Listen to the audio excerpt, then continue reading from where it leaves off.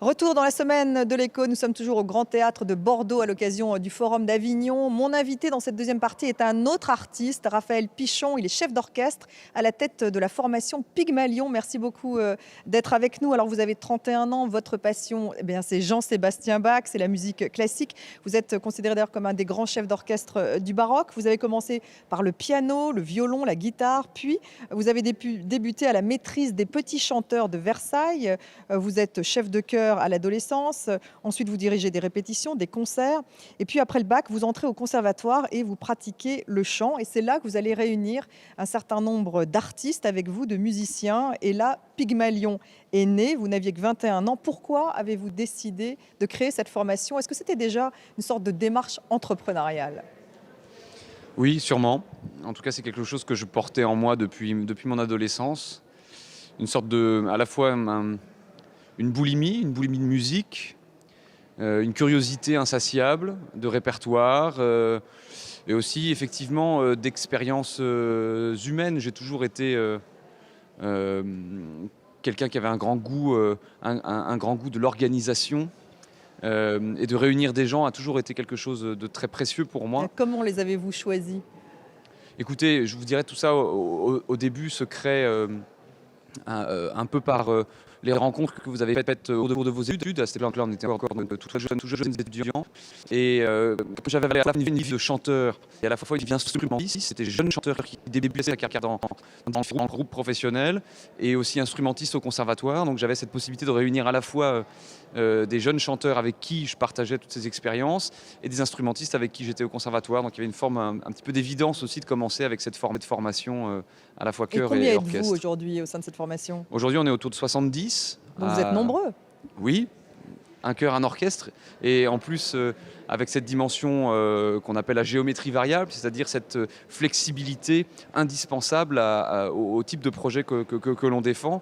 C'est-à-dire, même s'il y a un noyau très important, fidèle, maintenant depuis tout juste 10 ans, il y a toujours cette variable d'ajustement en fonction du type de projet, du type de répertoire et donc du type de couleur, de spécificité, que ce soit d'instruments, de voix dont on a besoin pour les différents projets.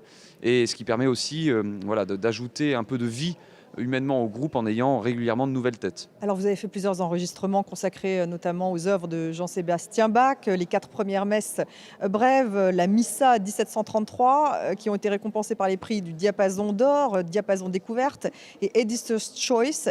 Jean-Sébastien Bach conserve-t-il son public aujourd'hui? Bien sûr, je crois même plus que jamais. C'est pas plus difficile qu'avant? Non, je ne pense pas. Ce qui est peut-être plus difficile aujourd'hui, c'est justement d'élargir ce public, de faire découvrir à un public toujours plus large la capacité de Jean-Sébastien Bach à transformer notre vie, à la nourrir, à l'éclairer. Aujourd'hui, on dispose quand même de beaucoup plus de moyens d'expression et de moyens de communication qu'autrefois. Et de diffusion avec le numérique. Absolument. Et donc je pense que l'enjeu est plutôt effectivement de faire rayonner Jean-Sébastien Bach de façon encore plus large. Mais le public, je pense qu'il est là, oui. Mais alors justement, comment le numérique transforme-t-il votre activité justement? Est-ce que vous l'utilisez pour mieux diffuser? Bien sûr, il transforme notre quotidien de A à Z. Il le transforme, vous vous en doutez, par des enjeux de communication, c'est-à-dire la façon dont on peut communiquer sur nos activités, mais il transforme aussi le lien essentiel qui est celui d'un artiste à son public. Là, je pense évidemment, hier soir, nous donnions la Passion selon saint Matthieu ici à Bordeaux, et c'était un concert qui était retransmis en direct sur différentes plateformes Internet. Numérique donc, d'accord. Voilà, donc Internet. cette possibilité d'ouvrir vers de nouveaux publics, même si effectivement la présence dans la salle de concert restera toujours irremplaçable. Mais la compression tout de même, justement avec le numérique, vous perdez en qualité. Est-ce que pour la musique classique, ce n'est pas un vrai problème? Alors, comment vous dire, il y a des avantages à ces problèmes. Bien sûr qu'une musique compressée n'aura pas la même... J'aurais de toute façon tendance à vous dire qu'elle soit compressée ou non, dès qu'elle est enregistrée, on perd l'essentiel de l'information, qui est celle de la sensation. Et cette sensation, c'est de vivre vraiment corporellement et de façon physique à la fois avec les artistes qui sont sur scène, mais aussi avec le public qui vous entoure, la salle, l'atmosphère, l'acoustique, toutes ces données-là ne sont des données qui ne peuvent être que recréées un petit peu virtuellement dans un enregistrement. Mais par contre, si l'enregistrement est utilisé comme un vecteur de communication, de découverte, de possibilités pour nous de faire connaître ces œuvres, voilà l'utilité, à mon avis, essentielle. Ça reste un instrument. On peut acheter finalement vos œuvres sur l'iPhone, sur Apple Store aussi facilement, et même si effectivement ça perd en qualité par rapport à un son que vous aviez sur Bien un sûr, et je CD. crois qu'en plus tout a été à inventer, c'est-à-dire que le monde de la musique classique est peut-être évidemment un petit peu en retard par rapport à d'autres mondes, de tout type d'autres musiques. Et En quoi est-il en retard? je vous dirais de façon un petit peu historique, ce sont malheureusement un monde qui a toujours été, a toujours été, et depuis quelques décennies, un peu plus marginalisé aussi, tout simplement parce que il y a tellement de nouveaux langages, de nouvelles musiques qui C'est apparaissent tous difficile les de le jours. faire rayonner tout de même. Oui et non, c'est qu'encore une fois, je pense que c'est possible aujourd'hui d'avoir 30 ans. Dans Pygmalion, la moyenne d'âge est aussi de 30 ans, d'être absolument passionné de musique classique et d'être pourtant totalement ancré dans son temps et vivre dans le temps réel. C'est mon cas. Mais par contre, je pense qu'encore une fois, il y a un public très vivant. Les salles de concert sont remplies partout où il y a de la musique classique. Il y a une génération très très vivante, énormément de jeunes musiciens, des conservatoires remplis partout en Europe, de plus en plus de possibilités d'enseignement de grande qualité. Mais c'est plutôt, je crois, encore une fois, quelques barrières à faire sauter pour Lesquels? celles tout simplement qui sont une donnée un tout petit peu culturelle, c'est-à-dire qu'on a peut-être banni depuis trop longtemps l'enseignement des grandes musiques depuis la tendre enfance. C'est-à-dire qu'aujourd'hui, c'est très rare qu'on vous donne la possibilité d'écouter, de ressentir cette musique et de vous permettre de réaliser à quel point, encore une fois, elle peut vous aider à vivre. Il faudrait l'inscrire dans les écoles. Est-ce que vous avez l'impression que les artistes aujourd'hui deviennent des entrepreneurs? Vous avez eu cette démarche entrepreneuriale très jeune. Est-ce que vous avez l'impression que c'est encore plus le cas aujourd'hui parce qu'il y a du numérique, parce qu'il faut se débrouiller? On se rend compte que les jeunes artistes aujourd'hui ont des revenus complémentaires.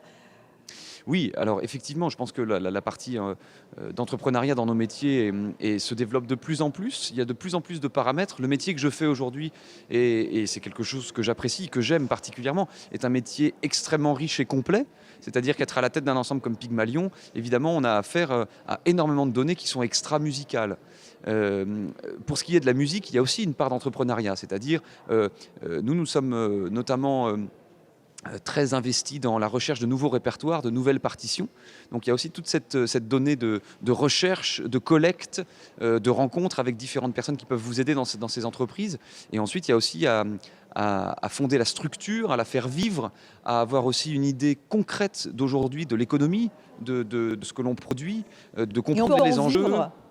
Bien sûr, on peut en vivre. Bien sûr, mais aussi de comprendre tous les nouveaux enjeux que sont ceux de la participation de l'État en France dans des entreprises comme la nôtre, de comprendre les enjeux du mécénat, d'avoir... Le mécénat est-il de plus en plus important justement depuis la crise pour financer les types Bien sûr, d'œuvres il est de que plus vous en plus produisez? important.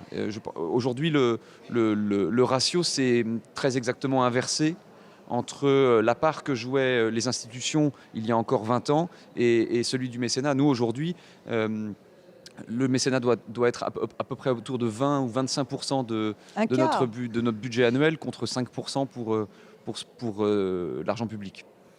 Est-ce que vous pensez par exemple au crowdfunding? Parce que 18% manifestement des fonds récoltés par le crowdfunding concernent la culture. Est-ce que vous pourriez financer vos œuvres justement en utilisant ce vecteur sur Internet? Oui, on y pense, on y réfléchit. On réfléchit aussi un tout petit peu à... Est-ce que c'est vraiment la meilleure réponse aujourd'hui pour nous que d'aller chercher directement les particuliers? J'ai l'impression que la priorité pour nous, c'est plutôt le travail à la fois de dialogue, de communication et presque aussi un petit peu de pédagogie avec le monde de l'entreprise, de nous faire connaître, de défendre nos qualités, ce qu'on peut apporter dans un lien avec une entreprise. Contre financement par exemple par une entreprise? Oui, exactement. Mais en tout cas, encore une fois, Dans le démontrer, cadre de partenariats, en fait, ce dont vous parlez. oui, de partenariats et aussi de relations qui dépassent le ponctuel et qui peuvent s'inscrire dans la durée, des relations de confiance où vous pouvez vraiment créer plus qu'uniquement de l'événementiel. Parce qu'on vit aussi à une époque où l'événementiel est très important et Il beaucoup. peut être culturel, cet événementiel. Ah bah, bien sûr, il peut être culturel, Il peut être axé sur Jean-Sébastien Bach et bien financé sûr, par des entreprises privées. bien sûr, c'est ce qui se passe pour nous, très souvent. C'est un changement, ça, de mentalité? Je vous dirais que ça a toujours existé à toutes les époques, mais sous des formes diverses. Il y a eu une grande époque où l'Église était le premier soutien de la création musicale. Ensuite, un peu plus tard, par la bourgeoisie, par toute forme d'élite, ce pouvoir de soutien et ces soutiens sont passés par différentes mains. Aujourd'hui, il arrive jusqu'au particulier avec le crowdfunding dont vous venez de parler. Donc tout ça a toujours existé. Je pense que c'est plutôt, encore une fois, une question de trouver les meilleures réponses à l'époque que l'on traverse. Et aujourd'hui, la multiplicité des possibilités est gigantesque. Et, Il faut faire preuve d'imagination tout de même, exactement. de patience, de passion Et de créativité. et créativité. Merci beaucoup, Raphaël Pichon. Avec plaisir. Alors, entrepreneur et artiste, merci d'avoir participé à cette émission. Merci à vous de nous avoir suivis. C'est la fin de la semaine de l'écho. Restez avec nous sur France 24.